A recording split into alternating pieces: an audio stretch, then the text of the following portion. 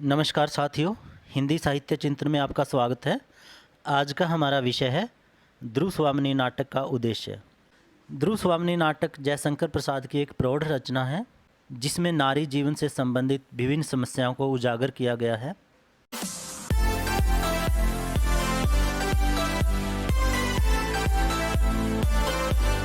तो आइए शुरू करते हैं। कोई भी साहित्यिक रचना निरुद्देश्य नहीं होती। साहित्यकार जो भी लिखता है उसका कोई ना कोई उद्देश्य अवश्य रहता है। ध्रुव स्वामिनी नाटक की रचना के पीछे भी प्रसाद जी का एक निश्चित उद्देश्य रहा है। वह मानव जीवन का दार्शनिक एवं मनोवैज्ञानिक विवेचन तथा भारत के गौरव और भारतीय संस्कृति को उजागर करना चाहते थे। साथ ही नारी जीवन की समस्याओं को भी व्यक्त करना चाहते थे। ध्रुव स्वामिनी में वर्तमान समस्याओं का समाधान इतिहास की घटनाओं के सहारे प्रस्तुत किया गया है। इस नाटक में उन्होंने नारी को शोषण और अत्याचार से मुक्त कराने का उद्देश्य सामने रखा है। उन्होंने स्थान स्थान पर नारी के अधिकारों की मांग की है। एक स्थान पर ध्रुव स्वामिनी रामगुप्त से कहती है, कुछ नहीं, मैं केवल यही कहना चाहती हूँ कि पुरुषों ने स्त्रियों को पशु संपत्ति समझकर उन पर अत्याचार करने का अभ्यास बना लिया है। वह मेरे साथ नहीं चल सकता।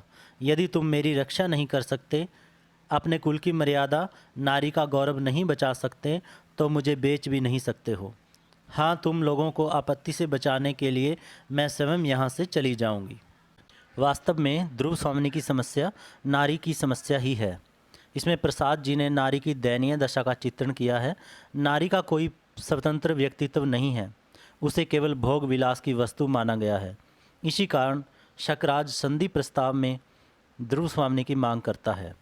नारी की ऐसी दशा को चित्रित करके प्रसाद जी ने वर्तमान में यह संदेश दिया है कि यद्यपि नारी का वह रूप आज नहीं है जो गुप्त युग में था, लेकिन आज भी समाज में नारी को वह अधिकार व सम्मान प्रदान नहीं किया जाता जिसकी वह हकदार है। ध्रुव स्वामिनी नाटक की रचना करने के निम्नलिखित उद्देश्य रहे हैं। नंबर 1 है ऐतिहासिक तथ्यों की जानकारी। जयशंकर प्रसाद अपने नाटक की भूमिका में लिखते हैं, मेरी इच्छा भारतीय इतिहास के अप्रकाशित अंश में से उन प्रकांड घटनाओं का दिग्दर्शन कराने की है जिन्होंने हमारी वर्तमान स्थिति को पथ दिखाने में बहुत अधिक प्रयत्न किया। भारतीय इतिहास में गुप्त काल को स्वर्ण युग कहा गया है। ध्रुव स्वामिनी नाटक में जयशंकर प्रसाद ने गुप्त काल की उस घटना को चुना है जिसके विषय में इतिहास मौन है, यानी इतिहास चुप है। इतिहास में वो घटना बताई नहीं गई। गुप्त वंश में समुद्रगुप्त और चंद्रगुप्त के शासन के बीच कुछ वर्ष ऐसे भी आए जो राजनीतिक उथल पुथल से पूर्ण थे। इन दोनों के शासन के बीच बहुत से विद्वानों ने रामगुप्त के शासन को स्वीकार किया है। प्रसाद जी ने विशाखा दत्त द्वारा लिखित देवी चंद्रगुप्तम के कुछ अंश, श्रृंगार प्रकाश एवं नाट्य दर्पण आदि पुस्तकों के तथ्यों द्वारा यह सिद्ध किया है कि जिस घटना का ध्रुव स्वामिनी में उल्लेख किया गया है यह सच है। अगला उद्देश्य रहा है अनमेल विवाह। ध्रुव स्वामिनी नाटक का मुख्य उद्देश्य अनमेल विवाह की समस्या को सामने रखना भी है। सम्राट समुद्रगुप्त चंद्रगुप्त को युवराज पद प्रदान करते हैं क्योंकि उनका बड़ा बेटा रामगुप्त चरित्रहीन व्यक्ति है। ध्रुव स्वामिनी चंद्रगुप्त के प्रति आकर्षित है, वह उससे प्रेम करने लगती है, परंतु शिखर स्वामी की चाल से रामगुप्त राज सिंहासन पर अधिकार कर लेता है और ध्रुव स्वामिनी से विवाह भी कर लेता है। रामगुप्त पति होते हुए भी अपने ध्रुव स्वामिनी के प्रति कर्तव्यों से मुंह मोड़ लेता है। वह उसे केवल भोग विलास की वस्तु समझता है। ऐसे अनमेल विवाह से नारी को मुक्ति दिलाने के लिए प्रसाद जी ने संबंध विच्छेद को न्याय संगत ठहराया है। प्रसाद जी ने यह सिद्ध करने का प्रयत्न किया है कि नपुंसकता, कायरता, अयोग्यता एवं आचरण से पतित होने की स्थिति में यदि स्त्री पुरुष से संबंध विच्छेद कर ले तो कोई आपत्ति नहीं। जब रामगुप्त शकराज का प्रस्ताव स्वीकार कर लेता है तब ध्रुव स्वामिनी उससे अपनी रक्षा की याचना करती है, यानी कि उससे अपने आप को बचाने के लिए प्रार्थना करती है। लेकिन रामगुप्त उसकी रक्षा का भार लेने से मना कर देता है। कहता है, तुम मेरी रानी नहीं नहीं, जाओ, तुमको जाना पड़ेगा, तुम उपहार की वस्तु हो। आज मैं तुम्हें किसी दूसरे को देना चाहता हूँ, इसमें तुम्हें आपत्ति क्यों है? तो वर्तमान समय में भी बहुत सी लड़कियों का विवाह करते समय माता पिता द्वारा उनकी इच्छा नहीं पूछी जाती।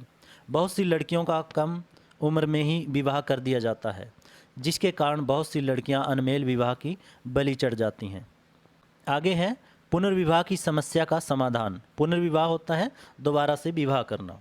ध्रुव स्वामिनी नारी समस्या प्रधान नाटक है। भारतीय समाज में नारी का पुनर्विवाह एक जटिल समस्या है। प्राचीन समय में पुनर्विवाह की प्रथा प्रचलित नहीं थी।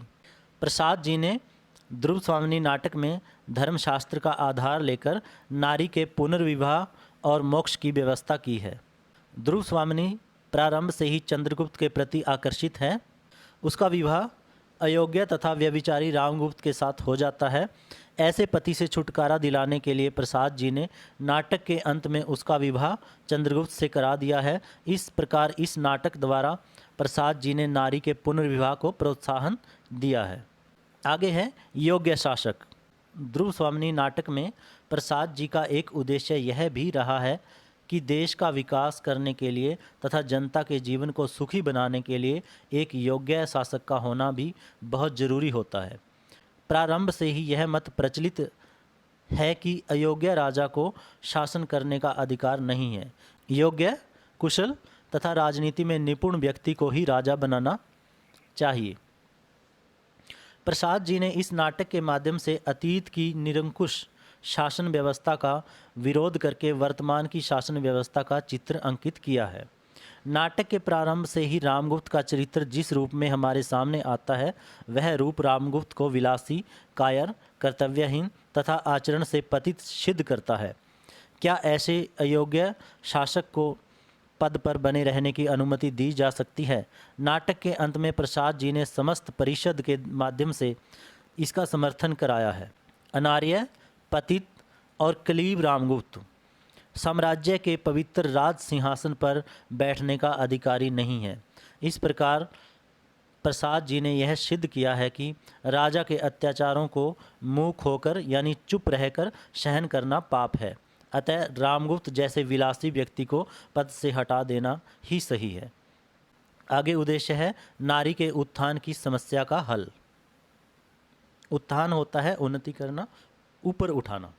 ध्रुव स्वामिनी नाटक के माध्यम से प्रसाद जी ने नारी उत्थान की समस्या को अधिकांशतः हल किया है।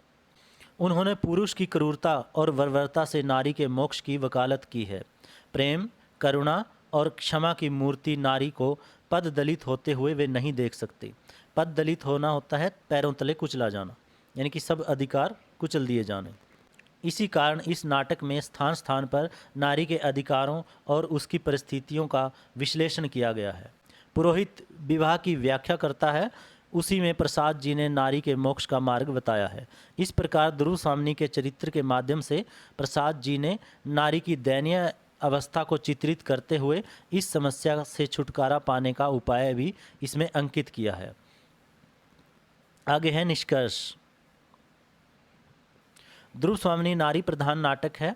इस नाटक में मानव जीवन के दार्शनिक मनोवैज्ञानिक पक्ष को उद्घाटित करते हुए नाटककार ने भारत के अतीत गौरव और भारतीय संस्कृति को उजागर किया है।